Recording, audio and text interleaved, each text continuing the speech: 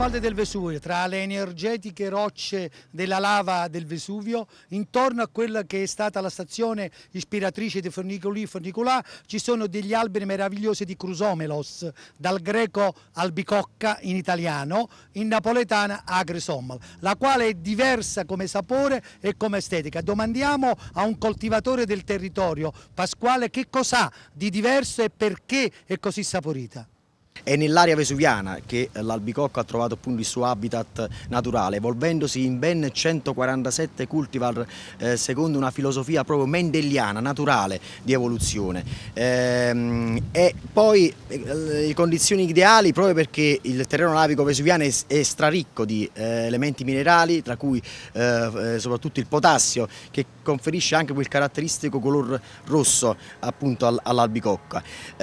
Ma poi è una terra baciata dal sole, c'è il soffio della brezza marina, un terreno posto appunto in collina a 2 passi dal mare, e tutte queste condizioni pedoclimatiche fanno sì che veramente si possa qui produrre una bicocca che è un'eccellenza, tanto è vero che è in corso anche l'istruttoria per l'IGP albicocca vesuviana. Bene, come vedete noi qui sotto al Vesuvio, che tutti tanto si preoccupano di questo gigante buono, ci sta dando una serie di cose incredibili da una vita. Molti non lo sanno, però bisogna poi entrarci nelle cose del Vesuvio. E qui Pasquale, che è della Coldiretti, quindi mette insieme i valori dei coltivatori e con la manualità, senza industrializzazione, riesce a produrre questo meraviglioso frutto chiamato Chrysomelos. Ma io qualche volta, siccome frequentando il territorio, ho sentito parlare che l'Europrevede e la pellicella, che cosa sono?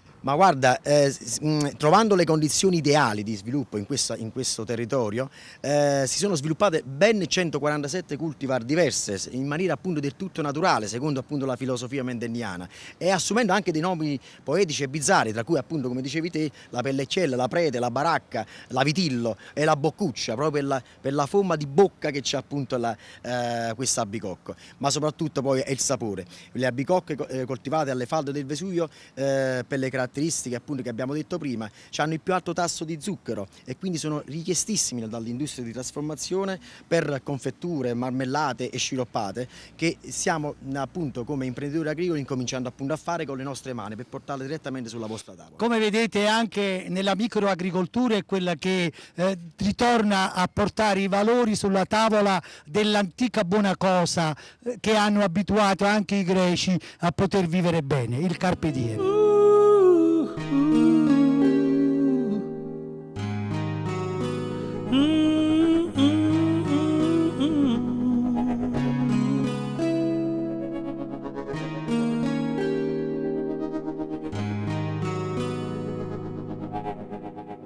Il ricordo di un amore viaggia nella testa e non c'è una ragione quando cerchiamo quel che resta. È come un vento di passione o una rosa rossa, il ricordo di un amore ci cambia e non ci lascia. Se avessi avuto almeno un'occasione, adesso che so trovare le parole, ma il ricordo di un amore continua a viaggiare nella testa.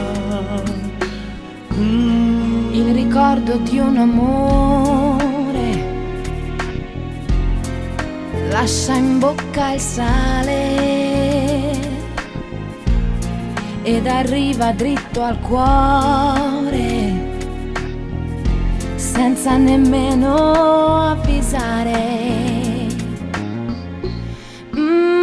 Ma in una lettera d'amore è nel canto del mare, ma il ricordo di un amore ci passa.